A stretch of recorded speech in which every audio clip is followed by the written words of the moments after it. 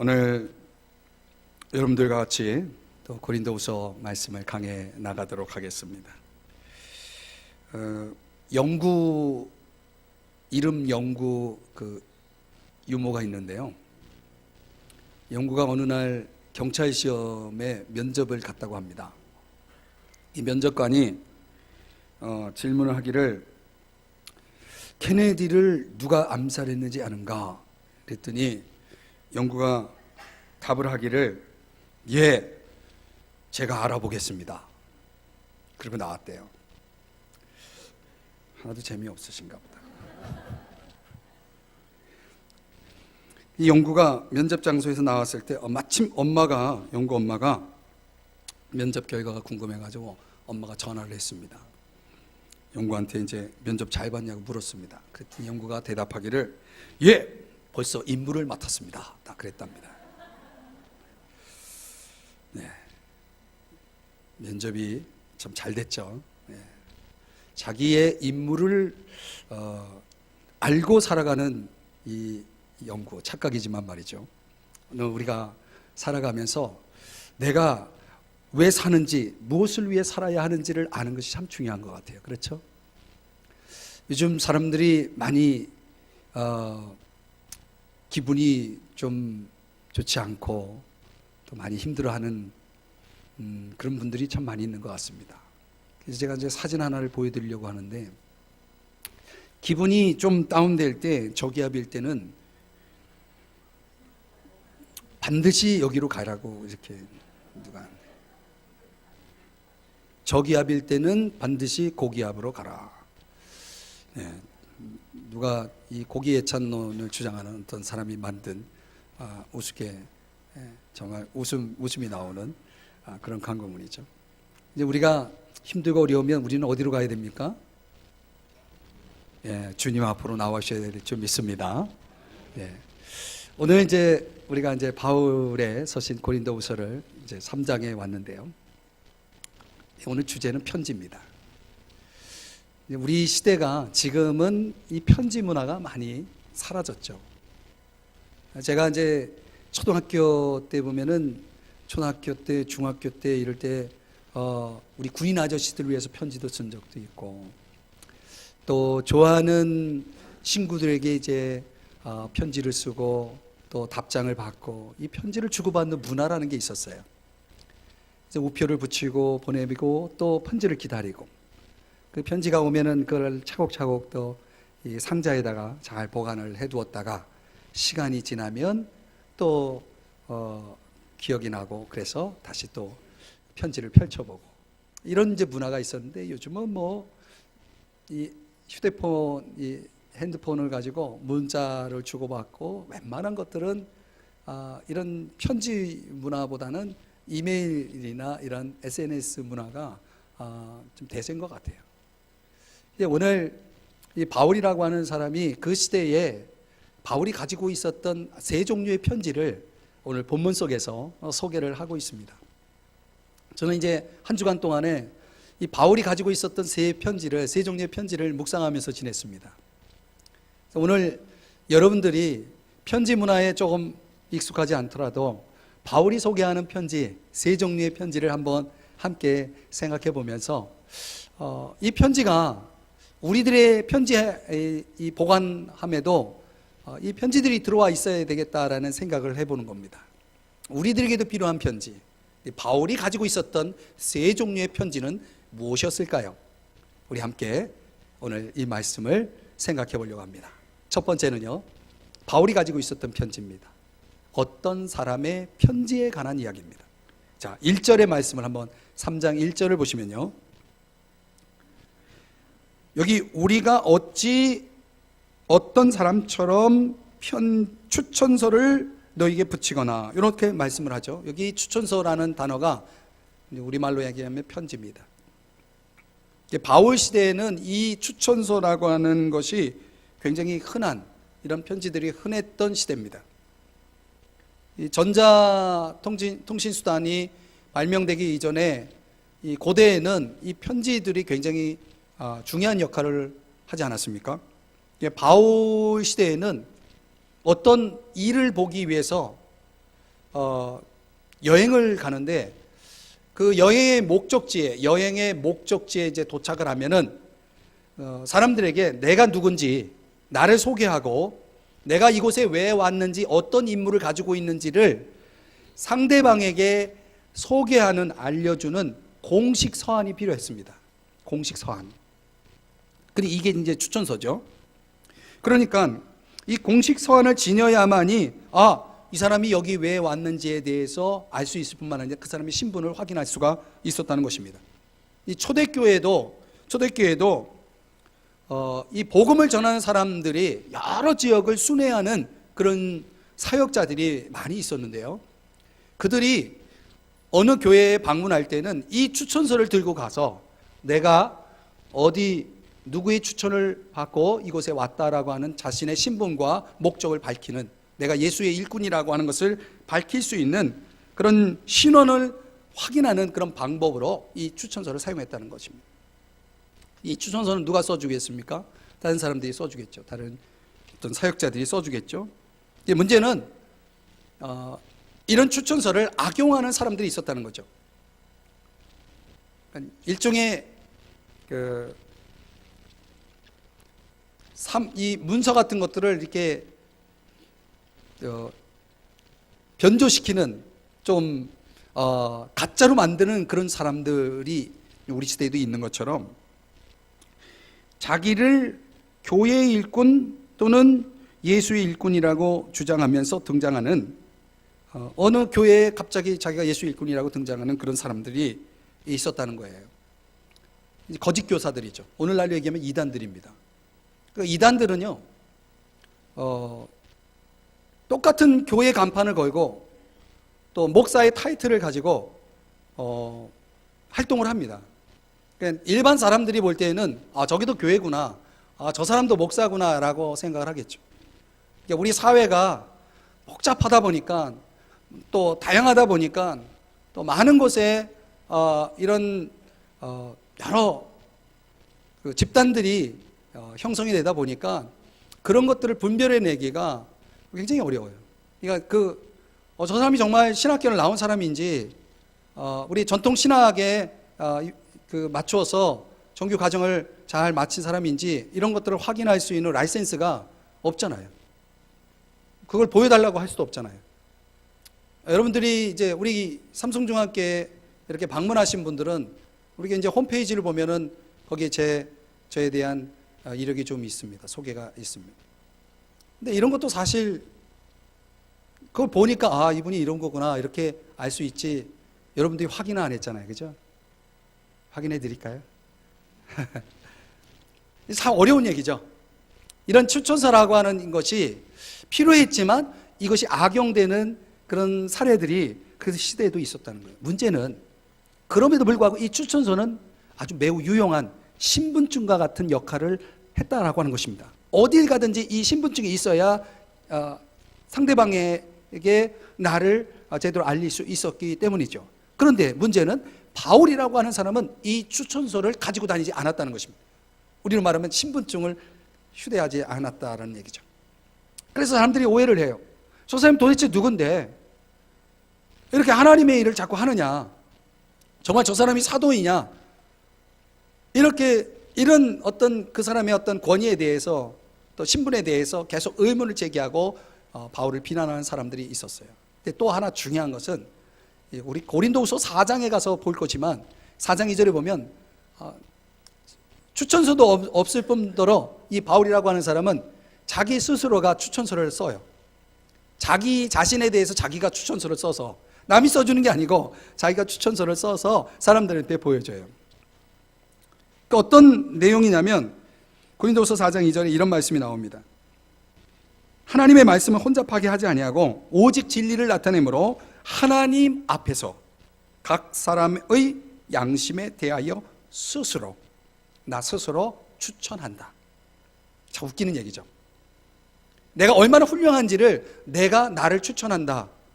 사람들이 좀 설득력이 있다라고 생각할까요? 어려운 문제죠. 이제 바울이 스스로를 이렇게 추천한다고 할 때에 여기서 두 가지 근거를 제시합니다. 첫째는 하나님 앞에서입니다.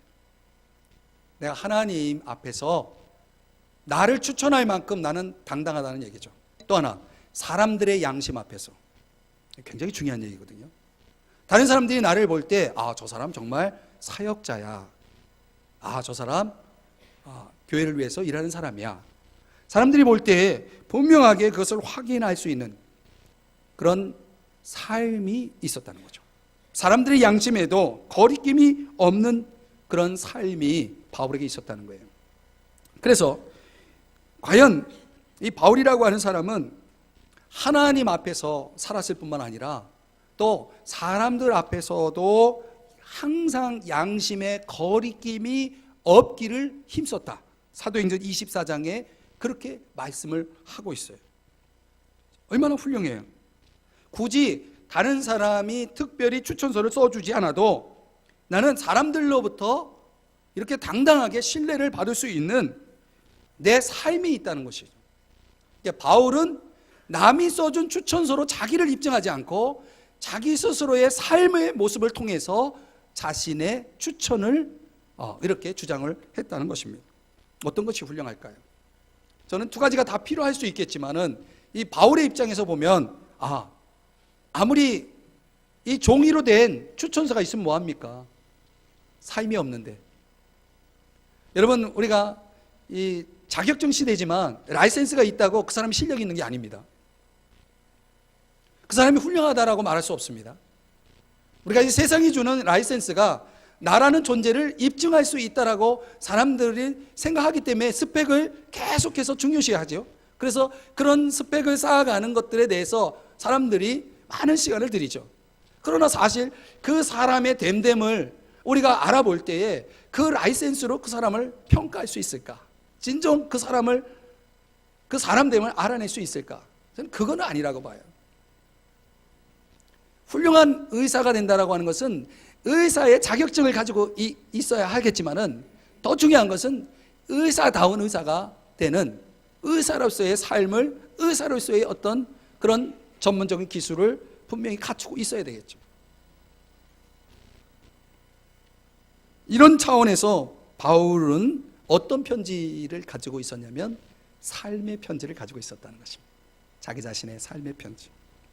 1945년 2월에 해방을 보지 못하고 감옥에서 인생을 마친 윤동주, 그 민족 시인을 여러분 잘 아시죠? 이제 그분이 이 감옥에서 어떻게 마지막 최후를 마쳤는지 남아있는 기록에 의하면 그 최후 순간을 앞두고도 한 가지 일에 몰두했다고 합니다. 그래서 그 윤동주 시인의 모습을 지켜보던 사람, 그 감시하는 사람이 남겨놓은 글에 의하면 이런 글이 있어요. 윤동주는 고향집의 편지에서 차입한 신약 성서를 옥중에서 읽고 있다. 그는 날마다 이 책에 빠져 있다. 그 죽음 앞에서, 그 억울한 죽음 앞에서 윤동주 시인이 끝까지 그 한 가지에 몰두해 있었던 그 마지막 그의 삶의 모습이 그 감시하는 사람의 눈에도 확실하게 드러나 있었던 거죠. 그래서 윤동주 시인이 전해주는 그 많은 시들, 정말 하늘을 우러러 한 점 부끄러움이 없는 삶을 살기 위해서 정말 몸부림을 쳤던, 힘썼던 이 젊은 민족 시인의 삶이 우리들에게 깊은 감동을 주는 이유가 뭡니까?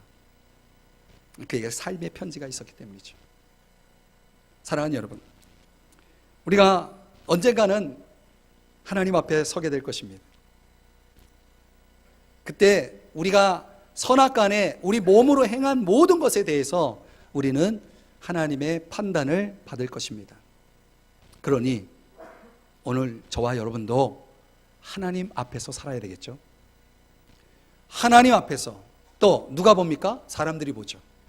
하나님이 보시는 앞에서, 사람들이 보는 앞에서 오늘 저와 여러분이 한 점 부끄러움이 없는, 거리낌이 없는 그런 삶을 살아내는 편지를 소유하시기를 주의 이름으로 축복합니다.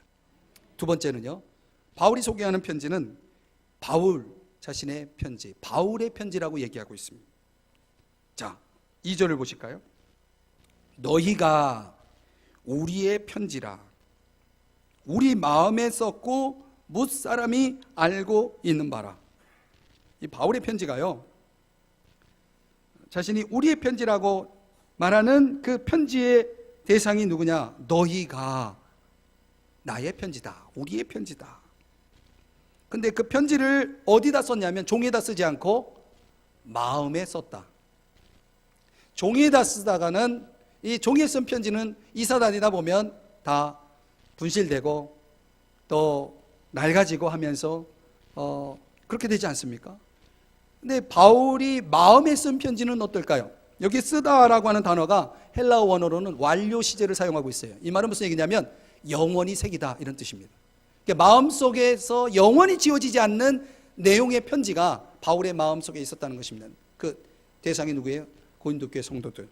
근데 바울의 마음속에만 비밀스럽게 쓰여진 편지가 아니고 무사람이 알고 있는 바라. 이건 무슨 얘기냐면은 모든 사람이 읽어낼 수 있는 편지였다. 공개 편지였다는 거죠.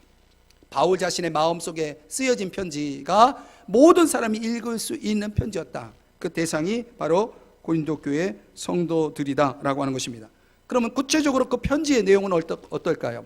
어떤 것일까요? 바울이 내 편지다라고 우리 편지다라고 소개하는 고린도 교회 성도들은 어떤 사람들입니까? 그들은 바울의 공적 사적 가르침, 말씀의 가르침과 그리고 사랑의 섬김을 받은 결과물들이죠. 사도행전 20장에 보면은 바울은 유익한 것이라면은 이런 공적인 모임이나 사적인 어떤 개인적인 모임 속에서 언제나 유익한 것들을 전하여 가르쳐 주었다라고 말씀을 하고 있습니다. 바울의 이런 가르침과 그리고 사랑의 섬김 속에서 예수 믿기 전에 어떤 사람은 간음하는 사람이었고 어떤 사람은 동성애자였고 어떤 사람은 술 주정뱅이였고 이런 사람들이 수많은 타락한 사람들이 바울의 가르침 속에서 바울의 사랑의 섬김 속에서 그들이 조금씩 변화되어져 가는 거예요. 그런데 그 변화가 아주 획기적인 변화도 있겠지만은 점진적인 변화에 따라서 지금은 아직 완성되지 않았지만은 조금씩 변화해가는 ing 진행형인 그 변화된 사람들이 그 사람들을 보는 사람들은 야, 저 사람들 저렇게 변화된 게 바울 선생님 때문이래. 바울 선생님이 저들에게 말씀 가르치고 또 사랑으로 극진히 섬겨 주셔서 저 사람들이 저렇게 변화된 거래. 사람들이 그렇게 아는 겁니다. 그래서 고린도 교회에 변화된 성도들을 보면서 사람들은 누구를 보냐면 바울을 보는 겁니다. 바울이 고린도전서 11장 1절 우리가 오래전에 살펴본 본문이죠. 거기에서 뭐라고 얘기하냐면 너희는 나를 본받으라 이렇게 얘기합니다. 너희는 나를 본받으라. 그러니까 바울을 쏙 빼닮은 사람들, 바울의 편지, 그들이 바로 고린도 교회 성도들이었다는 것입니다. 한 가지 재미있는 이야기를 한번 예를 들어볼까요? 창세기 24장, 구약성경 창세기 24장에 가보면 아브라함의 이야기가 나오는데요. 이 아브라함이 자기 며느리를 구하기 위해서, 즉 아들 이삭의 아내 신부감을 구하기 위해서 자신이 직접 나서지 않고 종을, 그 집안에 있던 종을 보냅니다. 근데 이해가 안 가죠. 이 중요한 일을, 하나밖에 없는 아들의 신부를 정하는 이 문제를 종에게 맡긴다? 조금 이해가 안 됩니다. 근데 종을 보내요. 근데 이 종이 주인의 심부름을 가면서 어떤 장면이 연출되냐면 가면서 계속 기도해요. 뭐라고 기도하냐면 쉽게 얘기하면 이렇게 기도해요. 하나님, 우리 주인의 아들 신부를 제가 구하러 가는데, 심부름을 가는데 그 아가씨를 잘 만날 수 있게 도와주세요. 말하자면 이런 기도를 계속하면서 하나님이 어떻게 나를 인도하시는지를 계속 관찰하면서 기도하면서 관찰하면서 그렇게 어디까지 가냐면 저 하란이라는 곳까지 여행을 가게 됩니다. 마침내 그 여인을 만납니다. 그리고 리브가라는 여인을 만나게 되는데 그 리브가 그 부모에게 물어요. 내가 여기 왜 왔고 자초지종 다 얘기한 다음에 우리 주인의 아들이 있는데 아들하고 당신하고 이제 결혼을 시키려고 한다. 같이 가겠느냐? 그랬더니 이 멍청한 리브가가요. 오케이. 시아버지가 누군지도 모르고 자기랑 함께 결혼해서 살 신랑 얼굴 한 번도 보지 않고 오케이. 이건 멍청입니다. 여러분이라면 시대고른이 누군지도 모르고 선도 안 보고 또 이 맞선 뭐 이런 거 다 절차가 있잖아요. 그런데 어떻게 보지도 않고 따라간다는 말을 하냐 말이죠. 제가 성경을 보다가 야, 이 리브가는 정말 바보다 말이지. 근데 내용을 깊이 들어가 보면 왜 그런 결정을 내렸을까에 대한 답을 찾게 됩니다. 그 답은 아브라함의 종의 모습입니다. 이분을 보니까 비록 신부는 종이지만 이 아브라함의 종을 보니까 시아버님 될 분, 내 남편이 될 이삭 안 봐도 뻔해. 짱일 거야.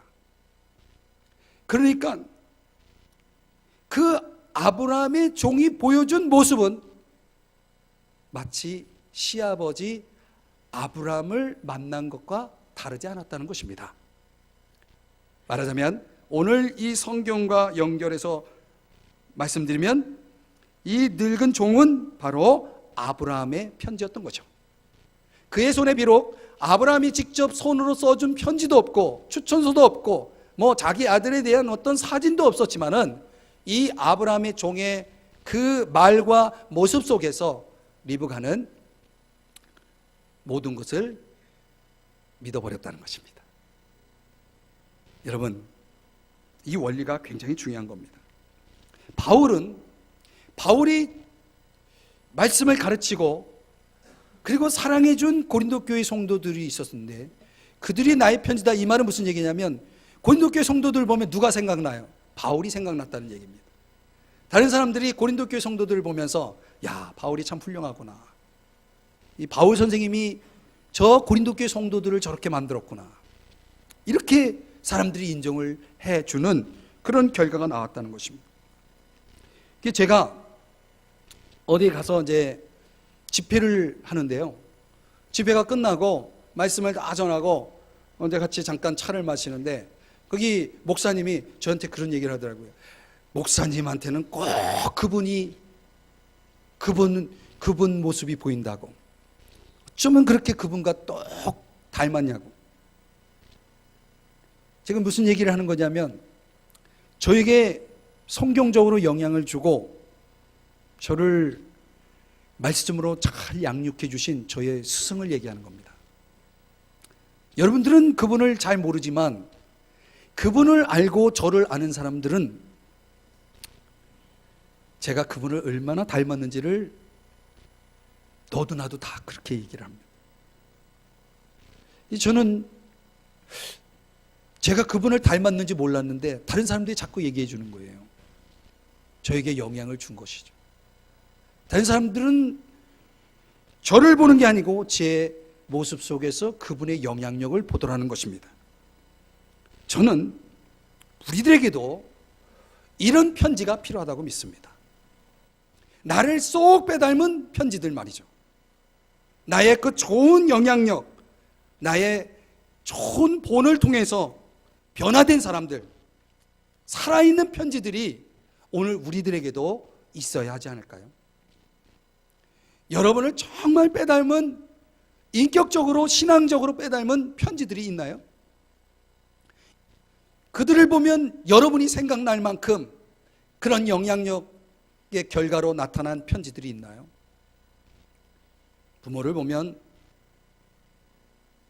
자식을 보면 부모들이 생각난다, 부모들의 모습이 보인다, 뭐 이런 말들도 있겠지만은 중요한 거는 우리의 삶 속에 이런 나의 편지들을 만들어가는 것이 필요하다는 것입니다. 저는 우리 삼성중앙교회 나오시는 우리 모든 성도님들 한 분 한 분이 여러분 주변에 여러분을 쏙 빼닮은, 좋은 쪽으로 말이죠, 쏙 빼닮은 편지들이 많이 있기를 주의 이름으로 축복합니다. 그런 편지들을 계속 여러분의 편지함에 쌓아둘 수 있기를 바랍니다. 마지막으로 세 번째요, 바울이 가지고 있었던 편지가 또 있습니다. 그리스도의 편지입니다. 3절을 보시겠습니다.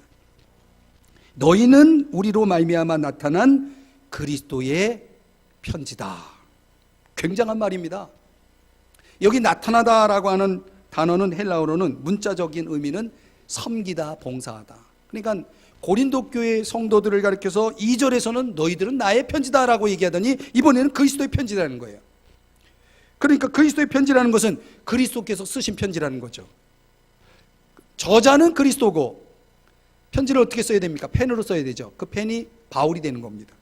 바울로 말미암아 이제 바울이 열심히 섬기고 가르치고 봉사했던 고린도 교회 성도들은 궁극적으로는 주님이 쓴 편지고 주님의 편지다. 주님이 하신 일이다. 예수 그리스도로 말미암아 그 삶이 철저히 변화된 사람들을 가리켜서 그리스도의 편지다라고 이야기하는 겁니다. 그리스도의 편지 어떻게 가능할까요? 살아계신 하나님의 영으로, 성령으로 가능하다는 것입니다. 그러니까 우리가 확실히 변화된 새로운 삶의 방식을 취하기 위해서는 진정한 변화는 성령의 능력만이 가능합니다. 우리의 마음의 깊은 것까지도 우리를 바꿔 놓을 수 있는 그런 변화가 있어야 한다는 거죠. 그냥 단순한 겉모습으로는 진정한 변화라고 할 수가 없는 거죠. 그래서 기독교는 도덕적이고 윤리적인 삶을 살아내는 거치장이 아니라 내면의 깊은 세계까지, 마음까지, 생각까지, 뜻까지, 의지까지 진정으로 예수님처럼 변화된, 철저히 변화된 그런 마음의 변화를 통해서 이루어진 의지적인 행동을 가리켜서 기독교라고 말하는 것입니다. 그래서 진정한 변화는 로마서 12장 2절에서 말씀하는 것처럼 마음을 새롭게 함으로 변화를 받는 것입니다. 근데 우리의 마음이 변화가 잘 됩니까? 어떻게 마음이 변화될 수 있을까요? 진정한 변화를 위해서 마음이 변화돼야 되는데, 여기서 시작되는데 그 마음의 변화를 위해서 하나님이 사용하시는 게 두 가지가 있습니다. 중요합니다. 첫째는 성령입니다. 하나님이 우리에게 성령을 주십니다. 제가 말씀드리면 이 성령과 두 번째 하나님의 말씀입니다. 여러분이 가지고 있는 이 성경, 우리는 이 성경 책을 가지고 있죠. 그 옛날 구약 시대에는 모세가 하나님께 받은 돌판이 있었어요. 돌판. 이 돌판에다가 하나님이 성경을, 문자를 기록해서 너희들 이렇게 살아라 라고 하나님이 말씀을 주셨어요. 우리에게 성경책이 있었다면 이스라엘 백성들에게는 돌판이 있었어요. 돌판 책이 있었어요. 근데 그 돌판에 쓰여진 문자, 내용, 하나님 말씀을 그대로 백성들이 살았느냐? 그렇게 살지 못합니다. 여러분, 돌판에 새겨진 문자가 이스라엘 백성들을 하나님 뜻대로 살아낼 수 있는 능력을 주지 못했다는 것입니다. 다시 말씀드립니다. 여러분 집에 성경이 수백 권이 있다고 해도 그 성경 속에 있는 이 문자가 여러분을 절대로 변화시키지 않습니다. 변화시키는 것은 이 말씀, 책에 기록된 말씀이 나를 변화시키는 게 아니고 성령이 이 책에 쓰여진 이 문자를 어디다가 우리 마음의 판에 새겨서 그 마음 속에 있는 말씀을 지키게 해서 변화가 일어나는 것이죠. 성경책은 능력이 없습니다. 그러나 하나님 말씀, 우리 마음 속에 새겨진 하나님의 말씀은 능력이 있어서 우리를 변화시키는 거예요. 그래서 히브리서 4장 12절에 뭐라고 말씀하냐면 하나님의 말씀은 살아있다. 그래서 우리의 마음의 생각과 뜻을 판단한다. 히브리서 4장 12절에서 그렇게 말씀을 하고 있어요. 마치 성경을 보면, 성경을 펴서 읽으면 그 성경의 내용이 우리 마음속으로 이렇게 새겨집니다. 그 새겨질 때에 내 모습이 보이고 내 마음이 드러나고 내 뜻이 드러나면서 하나님께서 그것을 이렇게 터치를 하셔서 바꾸시는 거예요. 그래서 마음 깊은 곳에서 변화가 일어나기 시작하는 거죠. 참된 변화가 바로 그렇게 일어난다는 거예요. 그러니까 성경만 가지고는 이런 변화가 불가능합니다. 예를 들어서 예수님의 제자들, 예수님과 3년 동안 동고동락하면서 생활했던 예수님의 제자들이 예수님이 십자가에 달리실 때 그들이 다 도망갑니다. 아주 비겁한 사람들이죠. 남이 어려운, 그것도 다름 아닌 3년 동안 조아라고 쫓아다녔던 이 예수님을 뒤로 하고 자기 살겠다고 도망친 제자들의 모습은 얼마나 비겁하고 배은망덕합니까? 그랬던 제자들이 사도행전으로 넘어와서 그들이 성령을 받습니다. 제자들이 성령을 받습니다. 중요한 내용입니다. 제자들이 성령을 받고 그때부터는 주변에서 자기들 죽이려고 너희들 예수 전하면 죽인다라고 위협을 받는 상황에서도 그들이 기탄 없이 아주 담대하게 예수님을 전합니다. 우리가 보고 들은 바를 말하지 않을 수 없다라고 하면서 담대하게 예수를 전하는 제자들로 바뀌어 있는 것을 보게 돼요.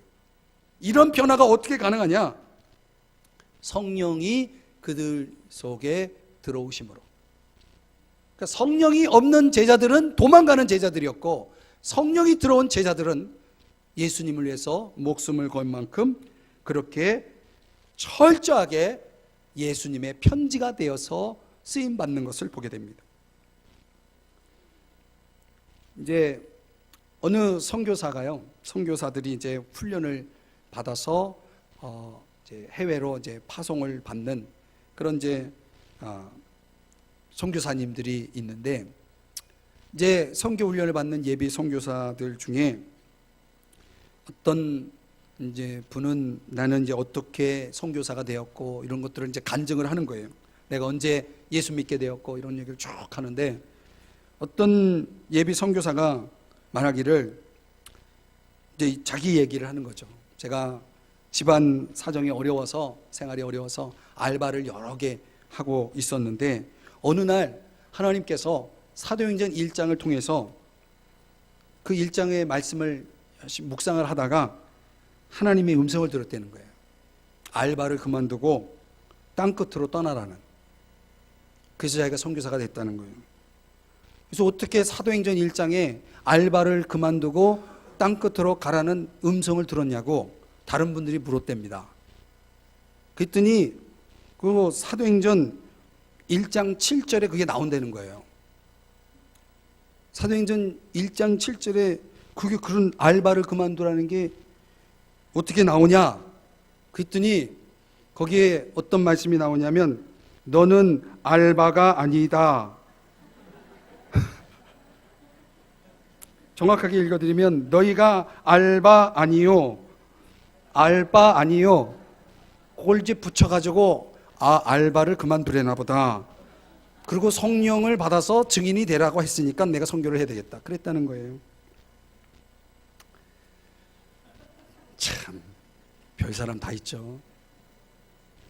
거기서 알바는 아르바이트 하는 알바가 아닙니다. 알바가 아니요, 이거거든요. 그러니까 우리가 성령과 말씀의 은혜를 따라서 사는 훈련이 필요해요. 그러니까 성령이 무엇이고 말씀이 무엇인지를 제대로 알아서 그 속에서 은혜를 받고 변화되면 정말 하나님이 멋지게 그 사람들을 사용하는 걸 볼 수가 있습니다. 마더 테레사 여러분 잘 아시죠? 그분이 노벨상을 수상하게 되는데, 그 노벨상 수상 소감을 하는데 이렇게 말했다는 거예요. 한번 따라 하실까요? 나는 아무것도 아닙니다. 그러니까 사람들 앞에 자기를 소개할 때, 자기에 대해서 얘기할 때 나는 아무것도 아닙니다라는 말을 계속 반복했다고 합니다. 그러니까 왜 그런 말을 했는가? 이유는 이런 거예요.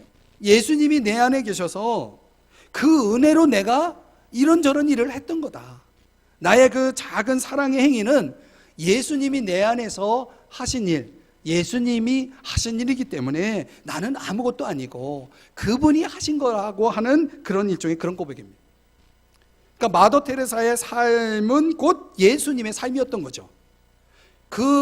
그분을 통해서 나타난 삶은 예수님이 그분 안에서 살아낸 삶이다. 예수님을 전달하는 삶이었다는 것입니다. 중국에 가면요, 우리나라가 세운 대학교가 있는데 연변에 과학기술대학이 있습니다. 이 대학교가 92년에 세워졌는데 지금 이제 올해로 25주년 되죠. 지금 현재는 약 교수님이 한 200여 명 정도 되시고요.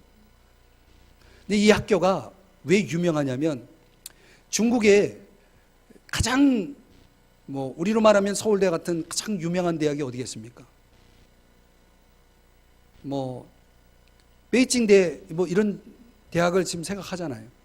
근데 실제로 이 베이징 대학교는 졸업한 사람들의 취업률이 70% 정도로 굉장히 훌륭한 인기 있는 대학이라고 합니다. 그런데 졸업생 전 학생이 100% 취업하는 학교가 이 연변과학기술대학이에요. 여러분들 별로 안 놀라시나요? 졸업생이 100% 취업한다는 거는 이건 말이 안 되는 말입니다. 근데 그 학교가 그런 학교라는 거예요. 얼마나 훌륭한 학교인지. 왜냐하면 학생들이 3개 국어를 해요. 영어, 중국어, 한국어.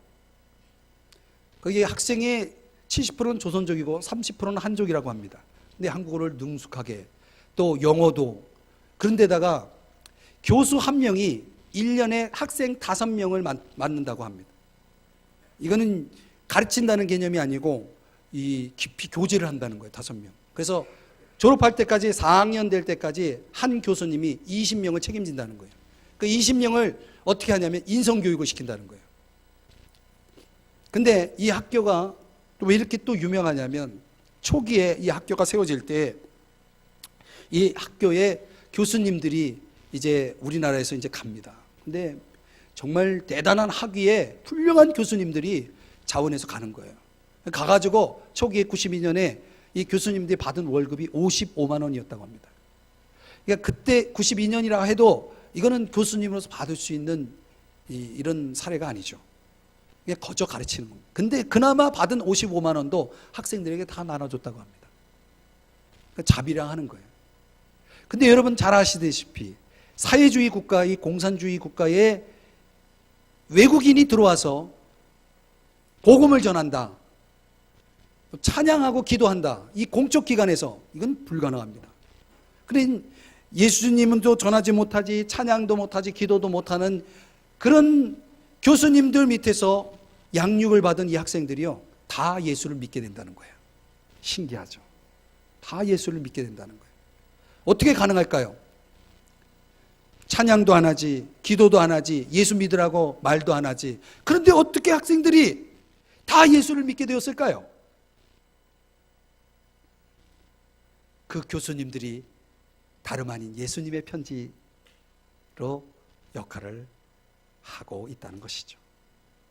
그 교수님들을 보면서 학생들은 처음에는 그분들이 왜 왔는지, 이 학교가 왜 세워졌는지 이해를 못했는데 그 교수님과 교제하면서 그 교수님의 인격, 그 삶을 보면서 아, 저분이 예수님을 믿는다는 걸 알고 학생들이 다 예수님을 믿게 된다라는 말입니다. 사랑하는 여러분, 이 연변과학기술대학에 있는 교수님들이 그리스도의 편지가 되어서 그 많은 학생들에게 영향을 주고 있다. 25년 동안. 이건 참 놀라운 일입니다. 오늘 우리들의 삶 속에 과연 나는 그리스도의 편지로 살아가고 있는가? 다른 사람들이 나를 볼 때 내가 굳이 말을 하지 않아도 내 삶을 통해, 내 모습을 통해 다른 사람들은 과연 나에게서 예수님을 읽어낼 수 있을까? 그리고 예수님을 믿게 될까? 참 도전이 될 수밖에 없죠. 교회는요, 조직과 행정의 결과가 아닙니다. 진정한 교회는 예수 그리스도의 편지가 되는 이런 변화들이 일어날 때 진정한 교회가 되는 겁니다. 이것은 성령의 역사와 말씀만이 가능케 합니다. 저는 그래서 우리 교회가 정말 말씀에 몰입하고 또 성령의 은혜를 사모하고, 그래서 내 마음 중심으로부터 진정한 변화가 일어나서 내 삶의 현장 속에서 말하지 않아도 그 모습 그대로 예수님의 향기가 되고 예수님의 편지가 되고, 또 나에게 영향을 받은 사람들이 나를 쏙 빼닮은 나의 편지들이 되고, 그리고 내 삶을 통해서 한 점 부끄러움이 없는 그런 삶을 살아내는 나의 편지가 될 수 있다면 얼마나 좋을까? 이런 생각을 해보게 되었습니다. 오늘 이 찬양을 함께 부르고 싶습니다. 오늘 말씀을 준비하면서 예수님의 편지가 되고 싶다라는 고백을 하게 만드는 찬양이 있어서 여러분에게 소개하면서 우리 이 찬양 함께 부르고 잠시 기도하는 시간을 가졌으면 좋겠어요. 우리 자리에서 일어나시겠습니다.